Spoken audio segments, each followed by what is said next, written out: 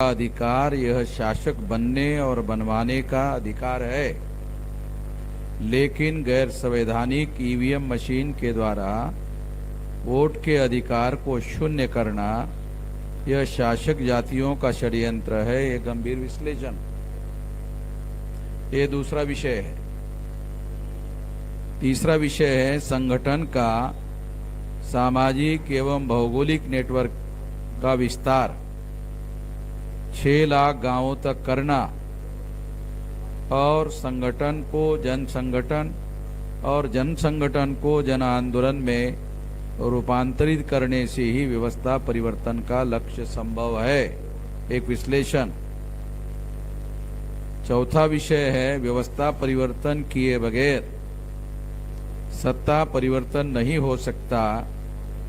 ये शायद विषय जो है सत्ता परिवर्तन किए बगैर व्यवस्था परिवर्तन नहीं हो सकता, ऐसा होना चाहिए। कुछ प्रिंटिंग में गड़बड़ी हो गई है ऐसा लग रहा है। साथियों, इन विषयों के संबंध में कुछ बातें मैं आप लोगों को बताना चाहता हूं। साथियों, सबसे पहले तो हमें आधुनिक भारत में हमारे महापुरुषों के द्वारा जो आंदोलन चलाया गया,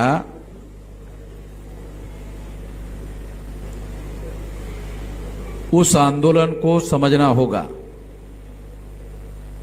1848 को ज्योतिराव फुले के द्वारा शूद्र और अतिशूद्र लोगों का, शूद्र का मतलब है वर्ण व्यवस्था में जो चौथे वर्ण के लोग हैं, तो चौथे वर्ण के लोग जो है वो कौन है? चौथे वर्ण के लोग ही पिछड़े वर्ग के ओबीसी के लोग हैं।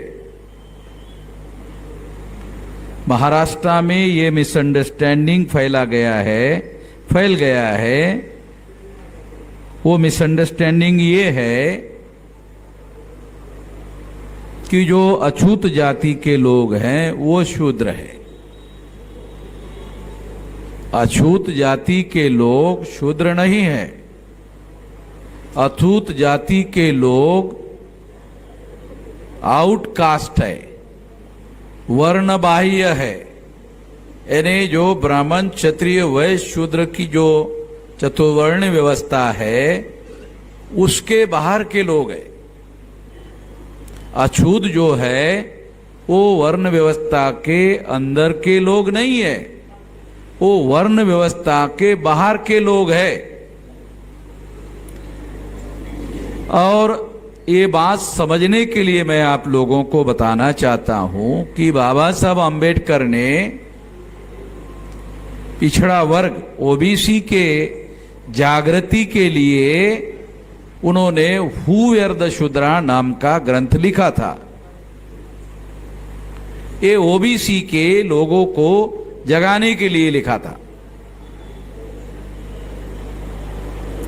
और उसके बाद उन्होंने अनटचेबल नाम का दूसरा ग्रंथ लिखा। मैं सबूत के तौर पर आप लोगों को थोड़ा बता रहा हूं ताकि बात समझ में आ जाए कि अनटचेबल और शूद्र ये दो अलग वर्ग है। अगर हम शूद्र के बारे में कुछ और कहा जाए तो कहा जा सकता है कि जो शूद्र वर्ण के लोग हैं वो अनटचेबल नहीं हो तो टचेबल है। ब्राह्मण को अगर पानी वानी पीना है तो ओबीसी के घर से वो पी सकता है, वो उसको कुछ होता नहीं है। मतलब वो पानी शुद्ध होता है। वही पानी किसी अछूत के हाथ से पिलाए वो अशुद्ध हो जाता है, क्योंकि जो शेड्यूल कास्ट के लोग हैं वो ब्राह्मण धर्म शास्त्र के अनुसार वो अछूत है। तो बाबा साहब अंबेडकर ने जो अछूत ग्रंथ लिखा वो ग्रंथ इस बात का प्रमाण है कि शूद्र और अछूत अलग अलग लोग हैं। तो उन्होंने जैसे शूद्र पहले के कौन थे ये ग्रंथ लिखा, उसी तरह से अछूत पहले के कौन थे ये ग्रंथ लिखा। तो उस ग्रंथ में उन्होंने लिखा अछूत पहले के कौन थे, तो अछूत पहले के बुद्धिस्ट लोग थे। बुद्धिस्ट लोगों पर ब्राह्मण धर्म ने बहिष्कार डाला, बहिष्कृत किया। बहिष्कृत करने की वजह से वो अछूत हो गए, या ब्राह्मणों ने उनको बहिष्कृत करने की वजह से उनको अछूत बनाया गया। ये अनटचेबल नाम का जो ग्रंथ है बाबा साहब ने लिखा, वो उसमें उन्होंने ये प्रमाण देकर, एविडेंस देकर के प्रूव किया। तो मैं महाराष्ट्र के जो पढ़े लिखे लोग हैं, उन लोगों ने महाराष्ट्र में जो मिसअंडरस्टैंडिंग फैलाया वो पढ़े लिखे लोगों ने फैलाया। ये शेड्यूल कास्ट के लोग शूद्र है, नहीं नहीं, शेड्यूल कास्ट के लोग शूद्र नहीं है, शेड्यूल कास्ट के लोग अछूत है। अछूत लोगों को शेड्यूल कास्ट कहा गया है। बैकवर्ड क्लास के लोग अछूत नहीं है। बैकवर्ड क्लास के लोगों को ब्राह्मण छू लेते हैं, वो ज्यादा नहीं करते, छू लेते हैं। अनटचेबल भी अधिकार वंचित है और जो शूद्र है वो भी अधिकार वंचित है। दोनों अधिकार वंचित है, फर्क छू लेते हैं, इतना फर्क है केवल। तो ये बात हम लोगों को समझना जरूरी है। और जो पढ़े लिखे लोग हैं महाराष्ट्र में, खास तौर पर अम्बेडकराइट कहने वाले जो लोग हैं, उनको ये समझना है। और सबूत के तौर पर मैं ये बता रहा हूं कि बाबा साहब अम्बेडकर ने ओबीसी के लोगों को जगाने के लिए हु वेर द शूद्रा नाम का ग्रंथ 1946 में लिखा। और ये बात मैं किस आधार पर बोल रहा हूं, ये बात बाबा साहब अम्बेडकर ने ही हु वेर द शूद्रा नाम का जो ग्रंथ है उसके प्रीफेस में लिखा, उसके प्रस्तावना में लिखा, ये उन्होंने ही लिखा। तो एक तो ये बात, इसका परिणाम दुष्परिणाम हुआ। क्या हुआ? नहीं, शेड्यूल कास्ट शूद्र है और जो शूद्र है वो क्षत्रिय है, तो उसको उसका गठबंधन बनने के बजाय वो दूर चला गया। तो ये योजनाबद्ध तरीके से हमारे जो पढ़े लिखे लोग हैं उन लोगों को ये बात समझना है।